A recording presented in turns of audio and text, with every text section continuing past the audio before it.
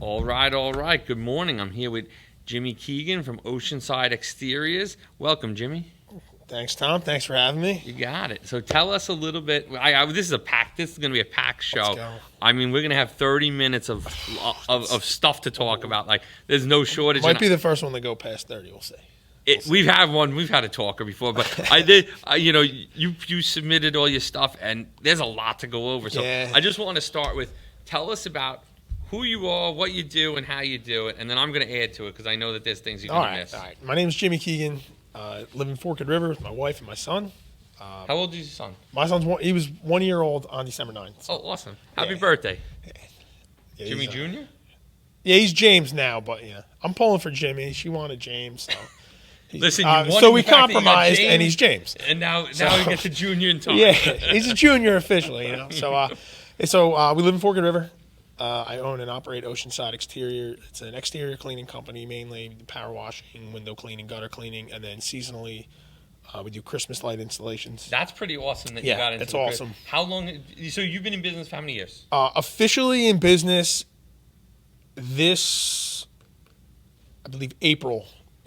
Will be 3 years since I formed the LLC. But before that, it was a side hustle, right? Yeah, well, yeah. So like the first, it was on and off here and there, and then even the first after I formed the LLC, it didn't actually start working all that often. Like I had it because it was on my to-do list, and then I let a million other things get in the way. But I had all the paperwork and stuff, and then I just the spring summer of 2022 is the first legit full season. And now there's no turning back. No. It's no. You pushed and you got here. Yeah. It was. I'm kind of like an all or nothing type of person. Yep. Like when I commit to something, you're rolling. We're in. So like I said, I had formed the LLC. And it was all right. So I'm a career fireman. Got a lot of days off. Work 24-hour shifts at a time. So most career firemen have some kind of side hustle, some kind of side job. For most of the past 10 years, I did EMS on the side, riding an ambulance in other towns. And then when the COVID pandemic hit, I was like, I don't really, working one, 911 job is enough right now. And I kind of got out of that. That's fair. Bought the house in Forked River. I'm working on the house. Then my wife and I got engaged while we're planning the wedding. And then it was so something's always up. I always had a reason that I hadn't committed to actually getting the ball rolling. And then I was studying for a promotional test at work, all these things. And then so it would have been February, March of 2022. My wife, she got pregnant in that time. And we found out obviously a couple months later. And I was like, all right, this is it. I need to do this because we both had the goal for her to be a stay-at-home mom, and we could do it on my fire department salary, but we could do it much more comfortably, with the money on the side. So that's perfect. So but now it turned into so from a side hustle of some extra money so that your wife can stay at home to now running a legit full-time business. Yeah, and with the Christmas lights, it feels like two businesses. So that's the Christmas lights is I love when I see on Facebook and people are like, oh yeah, you got to talk to Jimmy at Oceanside. People are just they're doing the marketing for you. It's awesome. They're taking they're taking the job away from me. I can't pay. You can't pay for word of mouth. You cannot pay for word of mouth. That's the best form of advertising. It's and then you get that because you do a quality job. You don't get word of mouth advertising because you're a nice guy. Nice guys, they'll always say he's a nice guy, but they're not going to say use him. This is your guy. This is the person you want to use if you are not doing the job to everyone's. Well, I try to make that a recurring theme in any of the services I provide. It's I'm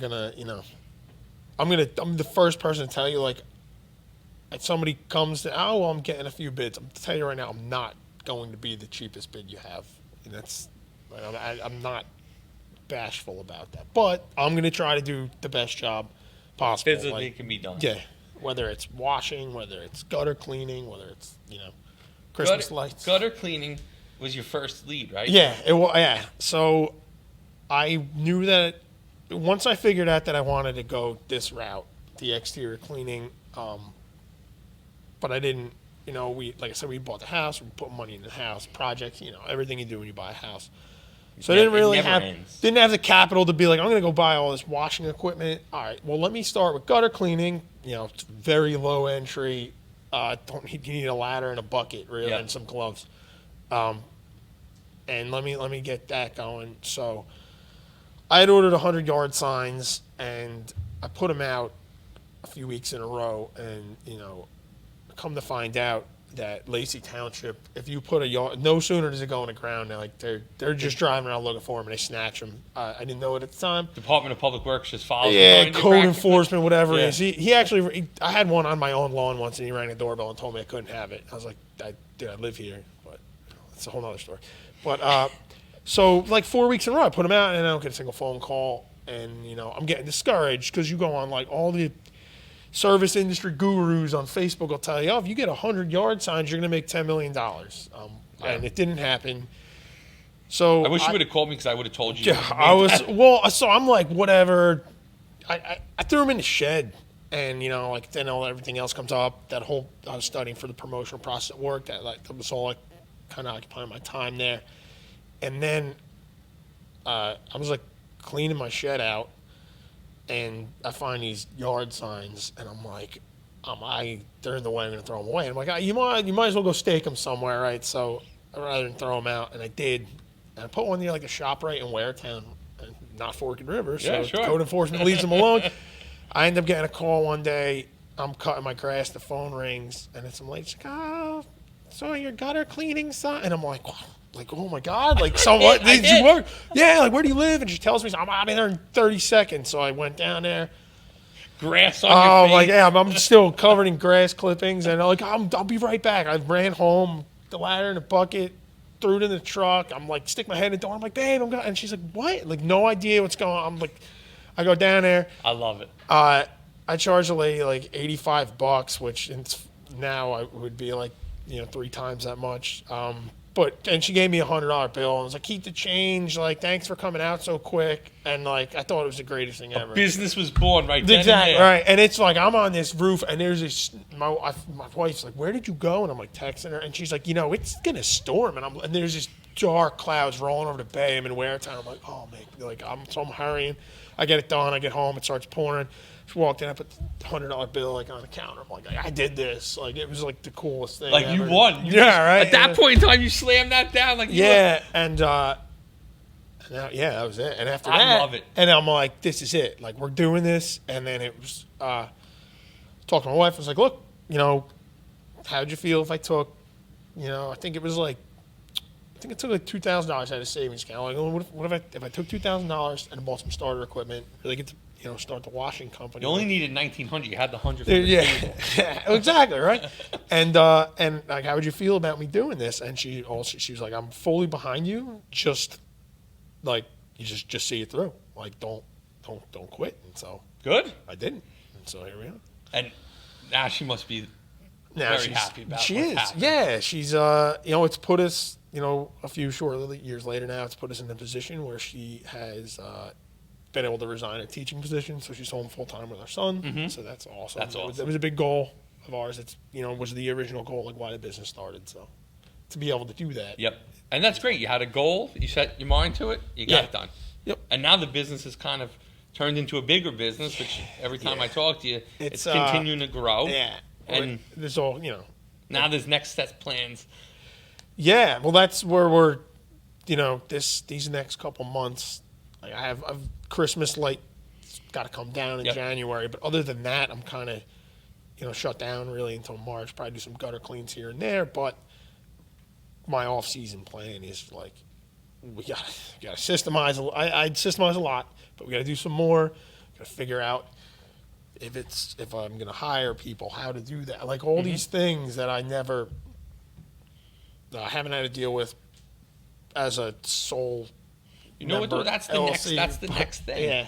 I know like when I was a one-man show 15 years ago, I did like you. I wasn't doing gutter cleanings and housewash, but I was doing the websites and the marketing myself. And then I hired a person, and then I hired another person. And now it doesn't like we have a staff of 20, and we don't I don't get nervous anymore when we have to hire someone. Like, the web team told me the other day, we put an offer out to someone. I didn't even know that they were really interviewing. Yeah. But, again, they run their own business. They run, they have a director of development who runs that business and understands the ins and outs and the jobs and the sales and the deliverables, and knows if she says we need to hire someone, we need to hire someone. So, I mean, the first true hire is scary. But I think as time goes on, when you get to 4 or 5, it's not that bad anymore. I have a cousin who helps me out sometimes. I've got a couple guys from work that have helped me out with the Christmas lights and stuff. But it's like, I can't do it all. I can't. They help, but I also can't. I'm not sending anyone who's like not on my insurance on a roof, like, so they can help, but they can't. I don't have a full like employee. But that opens a whole other can of worms with like. I got to go down the workman's comp rabbit hole, like all that. So there are like a few different avenues I can go, which I need to spend the next, 3 months figuring out. Yep. It's like, and then one act like one of the choices, which is it's not a bad choice. It's like, all right, do I just be happy with the size I am and continue to operate here? It's put us in a good position, like. You got to think about what your goals are. It all comes back to, not everybody needs to be the next Apple. Exactly, right. But, some people are in it because they want to provide for their family and have your wife at home. There's also people that want to get to that next level. There's also people that want to go to become Apple. Right. I mean, and everything in between. So, I mean, that's where I'm at. I'm probably going to land in the in-between. It's like, all right, well, I'll hire somebody.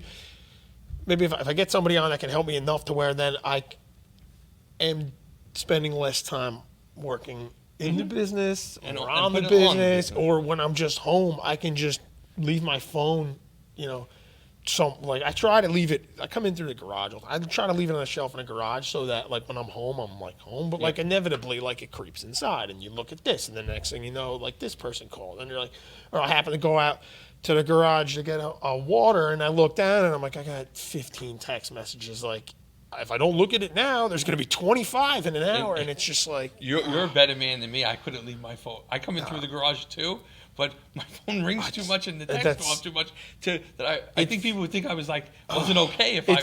Right now, it's not, because we're at the end of the season, which is nice, but like all through spring, summer, fall, with the cleaning, and then like the Christmas lights, it was like, I was... Because that's such a short season, and there's so much demand, and it's just like fine, like cranking through leads, and my wife, thankfully, she gets it. Like when it's crazy, it's crazy, and then like when it's not, it's not. So the next 3 months, spend time with her. That's it. Well, that's my whole goal. Like the goal. I need to spend more time at home. I know that. I know, like this was a very good year. Business-wise, in terms of growing and in terms of the doors that it's opened, but it also is like, I mean, my regular work week at the fire department is 56 hours, right? Yep. So then if I'm washing 4 10-hour days and doing all the business administration on top, I mean, I don't know. I probably every week from like March until October, I was probably at work or doing work or like 100 and something out. Like it was nuts. Think about those people that want to quit their 9 to 5 to own their own business. Yeah. Oh, that's one of my favorite things. It's like the big TikTok trends. Like, get out of the 9 to 5. Like, be an entrepreneur. Like that's get ready for the midnight to midnight, the nonstop. Hustle. Like it doesn't stop. It never stops. The smartphones have like. I have a conflicting. Opinion of like social media and smartphones. Like that's literally how I grow my business. That's all my business is off social media, but I also think it's the worst thing that's ever happened to society. But like it's like smartphones, like they're great. My whole business is in this computer. It's like the size of, a wallet, but at the same time, it's like a constant distraction. So it's like, it's crazy. If you think, that's a whole nother podcast. It's made you accessible 24 hours a day. So if you think I'm going to get out of the 9 to 5 and I'm going to run my own thing, well, guess what? Like you're getting calls at 10. People call me at 10:30 at night. Like, and then I'll answer. Oh my God, I didn't think anyone would answer. I thought it was gonna like leave a voicemail, and I'm like, sorry, it's my cell phone. It's just like instinct. It rings, I answer. Like, how can I help you? That's the hard part. Like, on the other side, like you go back to those 9 to 5s, they don't realize, like, they don't have a boss per se, but the customer is their boss, and that's a harder boss than any boss is. Right. Or you have to you come to the realization that, like, you don't have you have the customers, you don't necessarily have a boss, but now you have to hold yourself accountable. Now you're the one who you have to hold yourself to deadlines. You have to make sure that you return calls. You have to make sure that you get out your bids, that you know, and your invoices and your receipts. Much different than getting a check on Friday. You have to pay all the bills.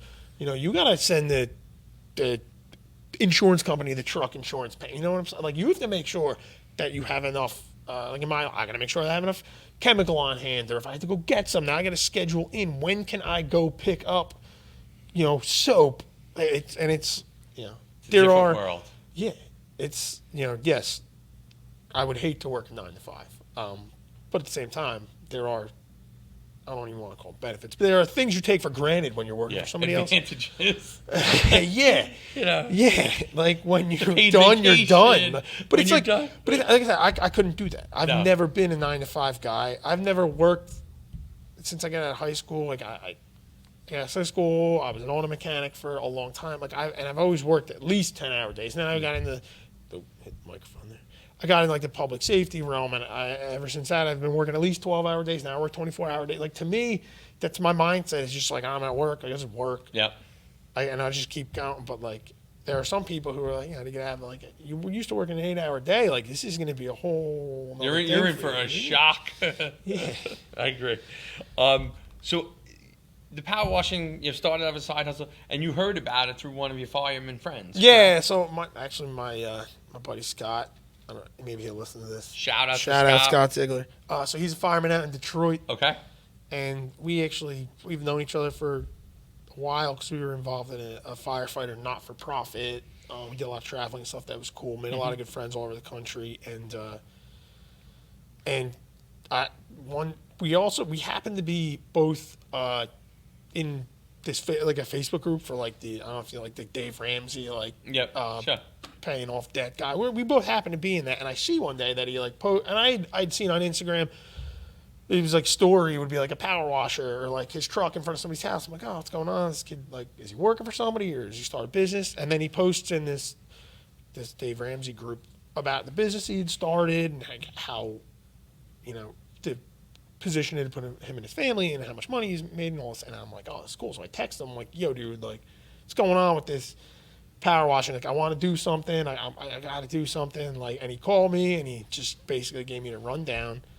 And like I said, like 2 days later is like when I actually formed my LLC, and then I, like, put it off for another year to actually start working. But that's motivating. Yeah, no, it was just, and it's cool to see because I mean we're still friends and keep in touch, and he's like 2 years, I guess, ahead of me in his business, you know, venture. So to see how he's encountered, you know, the problems and the challenges and how he's grown and then trying to do it myself. And he's the same,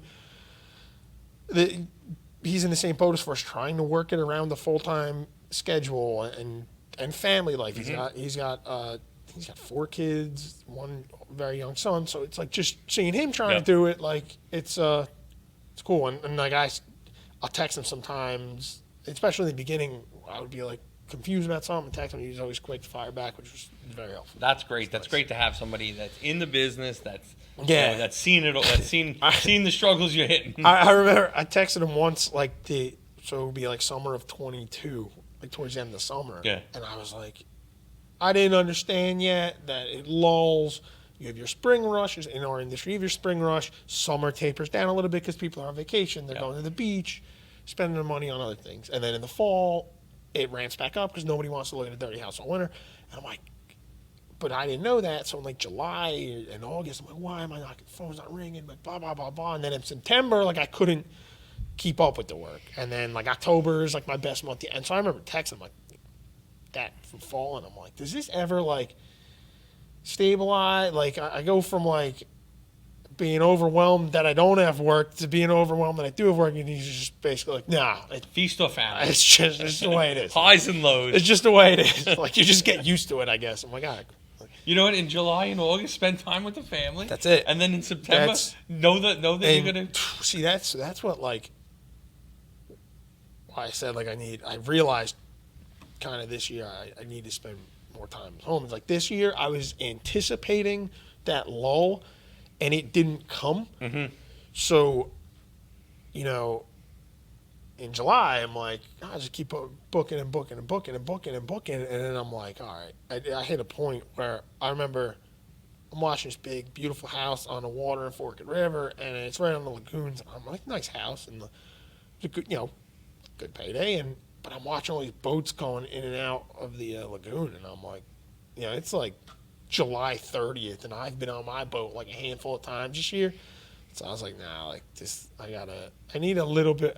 I'm not a good balance guy, but I'm like, I need to at least veer a little bit closer to balance. So next time I went down to the truck to get a bottle of water, I just opened my planner book for August and scribbled out a couple of weeks. I'm like, I'm off. Like, don't. And so that's what I've learned. I have to do. Yeah. I got to put curbs on myself. Yeah. Because you're all in. My natural inclination is to just say yes, but now it's not just me. Now, I got my wife and my son involved. So yeah, he needs me to be there. She needs me to be there because, like, especially, like, I learned too, like, when I'm gone for a 24-hour shift at Firehouse, don't book jobs, at least not the morning when you get off, but now I really try not to work at all day because it's like, should we walk in? Yeah. Walk in, I can see it in her head, and she's like, I need you to take this. I've been on mom duty for 24 hours straight by myself, and I'm like, I got 2 houses in Manahawkin today, and she's like, all right. Like, and I'm just like, not all right. Shouldn't have done this, but So you're learning. You're learning. It's learning, right? Listen, it's an active learning. But it's But I gotta say, like, none of this would be possible. Like, my wife is the most supportive. Like, I couldn't have done this. That's awesome. Couldn't have ever done this without her. It's that's great. Very, very, very fortunate. And so going back to the hustle. Yeah. You said something to me that says I can't be outworked. Yeah. So that's my mindset, and that's have you what always I had that mindset, or is that just since you had the business, or is that since you had your son? What gave you that mindset of that you can't be outworked? Because I love it. I mean, so it's kind of, I guess, like, developed over time, gotten better or worse. I don't know, whatever how you feel about it. But, like, even, like, growing up, going through school, like, I despised school. I hated high school. I didn't like, but I love learning. I always liked learning, love knowledge. Like, I would go to work or go to school rather and just be miserable and like, this is such a waste of time, and then go home and like watch like the History Channel, or Discovery Channel for like, and because I love to learn, I just hated the way that. So like, you didn't like learning at school, right? And then I was so checked out by like. I was like really checked out towards the end of high school, and I started like my senior year. I went to vocational school half the day, which is like, it was the best thing I ever did as far as I'm concerned. Yep. Like, I went, I knew, I can't do this 4-year college. I can't do 4 more years of like school. I can't do a 4-year college. Like, it's just, I won't make it. So I went to vocational school. And I'm like, I'm gonna get out, and I picked auto mechanics. Hindsight, like, if I would have picked a different trade, it would have been more lucrative. But nevertheless, like again, I believe everything happens for a reason, so I did that, went that route, and so I like kind of hit the ground. And then I went to another tech school for a year after high school. But then at like 19, like, all right, like, I'm in like the real world now. Like, I'm not at college partying with all my friends. Like, this is it. Like, this is real life. And oh, cool, now I have student loans. And it turns out that even though they told you were going to make $100,000 changing oil, like, no, here's $10 an hour, pay off your student loans, like, and so it just like started like, I've always doing side jobs, like working multiple jobs, working at the shop, and then working in the auto parts store at night, and just like, just trying to get ahead, to get to the next step as fast as I can, because I'm also like, I'm a very impatient person, which is also like, I don't know if that's good or bad. I guess it's good sometimes being an entrepreneur. It's also bad because I tend to overcommit to things. But I'm like grinding and grinding and grinding. And that kind of mindset was just like I need to like I have to work. Like there's 24 hours in a day. Like I'm not only going to make money for 8 hours. It's not enough. I would go do something else. Mm-hmm. And I also like going back to high school, like the things that got me through high school towards the end anyway, it was like go to vocational school.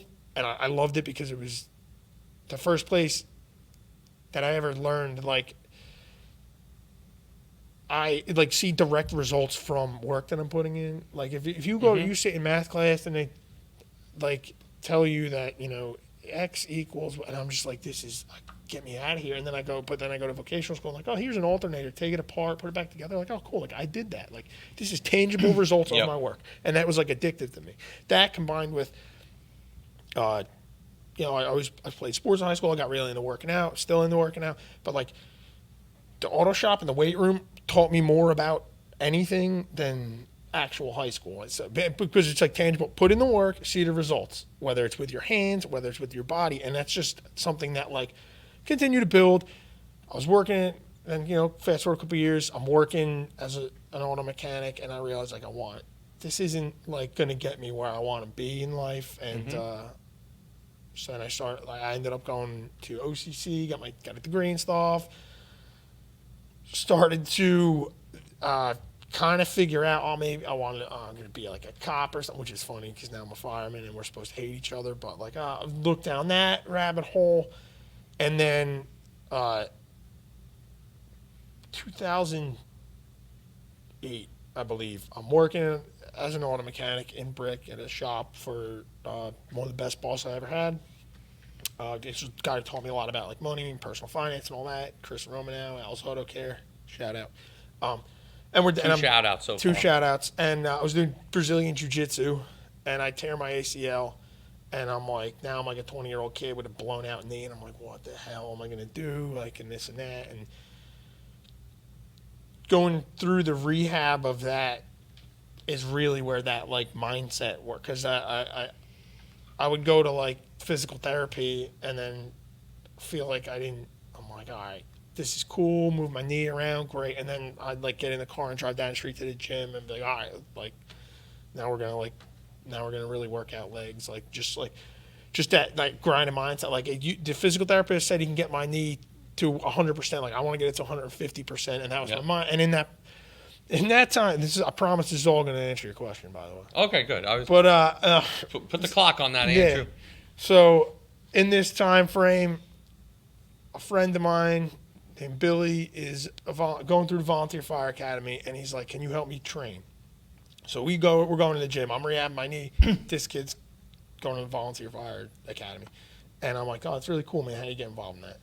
So I joined the Volunteer House in Toms River, and they're like, you know, you can do this, but your knee needs to be like ready. So that was like that. It's all now just like cranking. And I end up joining the Volunteer Fire Service, making it through the academy. Like, this is awesome. And then I'm like, wait, people get paid for this? So then I'm like, all right, now I need to find a career job and find out department I work in, Cherry Hill's having a test. And I'm like, oh man. And then people are like, oh, you know, like 1,000 people take that test, and then they hire like one or two at a time. So then there's that still all that mindset of like, I'm not going to be outworked. And it got to the point where I'll be like, it's like a Friday night when I'm 21 years old. I should be at a bar, but I'm like, you should be a DJ down the street. I'm in the Toms River Fitness on a Stairmaster holding a 45-pound plate in front of me because I'm like, I'm not going to be outworked. Like, I'm not going to be outworked. And it's been like a recurring theme that's just kind of stuck with me. And I find there's I don't know, it's like Thomas Jefferson or something. There's like a quote like, oh, I'm a firm believer in work, and I find I'm a firm believer in luck. The harder I work, the more I have. Like, I'm here to tell you it's 100% true. Mm-hmm. And everything I have or have accomplished is just because I don't know, maybe I'm just too stubborn to give up, but like, I won't be outworked. So I love it. I think that from an entrepreneur standpoint, you can't beat that philosophy, because that's what gets. I mean, again, it's stubborn. It's, but you keep going for new goals. As you've talked today, you started out there, then you went to this, then you saw this, then you saw that. So you keep changing the goal, and the more that you keep changing the goal, you go back to that 9 to 5 employee. Their goal is they have a different goal. Sure. But your goal is that you keep changing your goal to get nicer things or do more, right. Or allow your wife to stay home from work. You keep changing your goals. So as your business grows, that's what's going to keep going. That goal is going to change. Again, when I was running a one-man company, I remember, and if you listen to episode 2 with Tony, I said to her, I don't think we're going to get much bigger. I think we're going to stay working from home. We were working in my house, and she lived off your kitchen table. And she lived 4 doors down from me. Yeah. So we both didn't have a commute. And I said, I don't think we're ever going to get bigger. I don't think we're ever going to do anything. And then before you know it, we're in a building, and then we're in another building, and now we're in a second location. So the goal kept changing. But I also looked at it at some point in time, and I said, I want to do more. I want to get more people. Again, I employ a lot of people that are under the age of 30 and so they're learning. This is a lot of their first or second jobs, and they're learning from me. And I love the fact that we're growing as a team and doing all these things. Again, if you asked me a year ago, are you gonna have a podcast that you're gonna be sitting on today? I would tell you no. There was this wasn't in our plan. It kind of came. Andrew wanted a way to find a way for me to do content and sit in one room for an hour together so that he didn't have to chase me around with a camera all week. So then we posted one post with me with headphones on, that the headphones that Andrew's wearing, and people were like, how do I get on? Yeah, I saw it. And we were like, me and him were looking at each other and go, this wasn't really for that, but now we have a list. You're going to be the beginning of the year, and we have a list of people that are booked till March, and now we're starting to figure out, like, well, if we do 2 a week, what does that do? But again, I don't want to dilute the people listening, and I want people to be listening so that they learn and they pick up and there's knowledge. Sure. But at the same time, there's also like a demand of people that want to be on the podcast. And I think it's fun. I think it's cool. It's a different marketing outlet. It's a different outlet in general. I like what you're doing too, because like I'm a podcast junkie, and most of the podcasts that you see are like,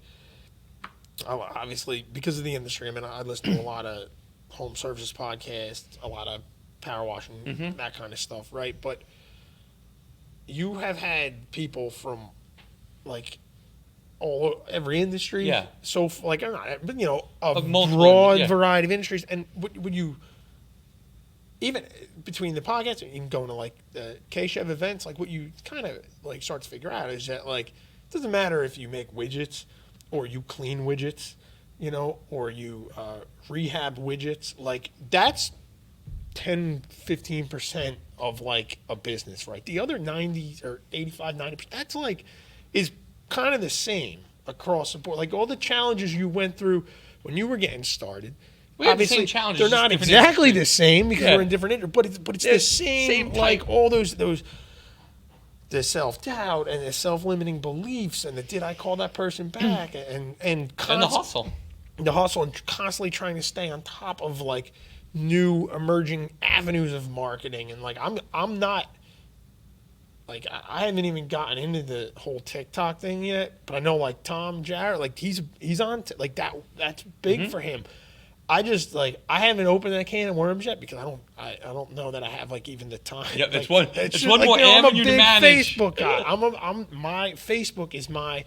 But everybody's got their market. Everyone's got their niche. It's cool though because you can learn just from you learn from here. You learn from what worked and what didn't work for other people, but it also like reassures you that like I'm not crazy. Like everybody goes through this. Everybody hears the same. And when you think about it, there's so many things that are going on, and there's you can only be in so many places. And again, staying back to the philosophy of integrity and being good, you gotta. So if Facebook is your spot, stay on Facebook until you have the resources and the employees and the team to be able to handle another channel. Because otherwise, you're gonna lose that quality that everyone knows you for. Yeah, that and it's I like to keep things as simple as possible. So if I know, and I'm always, I got yard signs. I have Google Ads set up. Currently, I ended up pausing them once I got busy enough this season because I'm like, all right, well, if my main lead funnel is Facebook and this is working for me and they're all coming from one place and I can funnel them all directly to my CRM and I have all their information like that, it's easier than trying to, I have Facebook posts and Facebook ads and Google ads and Instagram ads, and it's just like to me, it's like I'd rather if this I'm gonna milk this as much as I can, and have the other things on standby. So if Facebook changes their algorithm today, or if I end up in Facebook jail, which I have.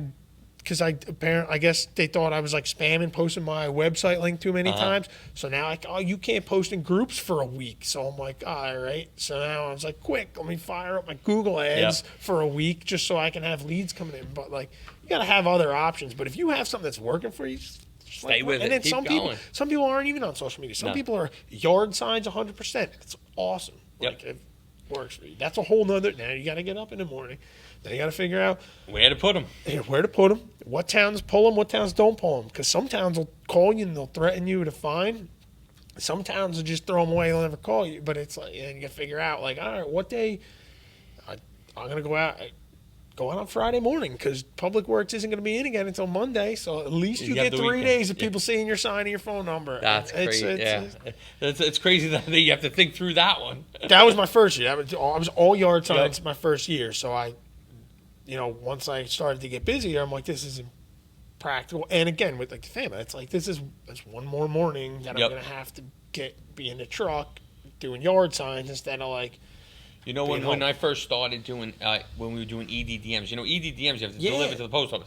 So I used to say to my wife on a Saturday morning, talk about going back to the early hustle. I'd say to my wife, listen, you want to go check out a new town, and my wife's a photographer. I'd say, bring your photography equipment, look up this town, see what you want to shoot, and I'll take you out to a nice breakfast. And I would find like a nice place, like a cool, different, off the beaten path place, and she would find the photography, and in the middle, I would go to the post office. Yeah. And that was how I did my EDDM runs.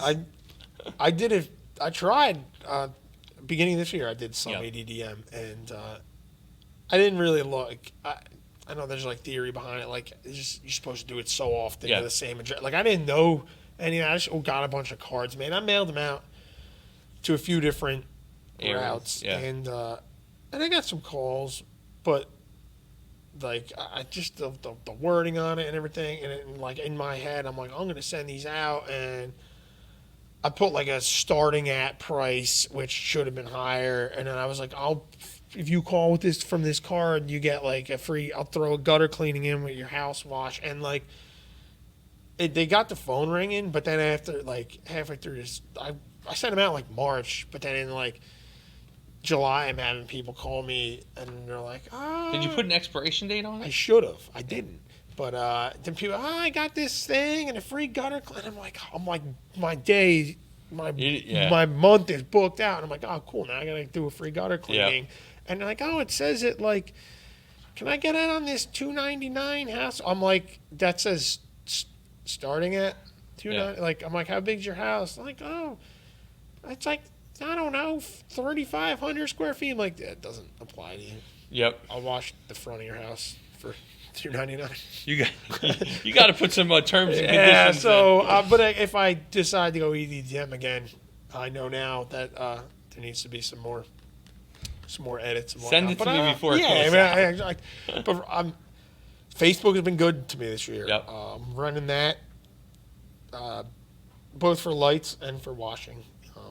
Tried to paid ads on Facebook for lights, and honestly, it didn't produce much more than just organically posting in all these community groups. So community groups are a great thing on Facebook. That's right. I try to stick there. So we're about to wrap up. I want you to tell everybody how they can find you. You'll link to your website, your social medias, and let them know how they can find you, the phone number, and then the website and the socials. All right, phone number 732-691-9743. That's my cell phone, so you can call it or text it. Website is oceansideexteriornj.com.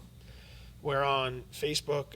Our main business Facebook is Oceanside Exterior Power Washing. There's also Christmas Lights by Oceanside Exterior. It's a separate page. And we are on Instagram as Oceanside_exterior. All right. Well, I appreciate you coming on today. I appreciate you having me. We definitely I told you there was going to be no shortage of stuff to talk about today.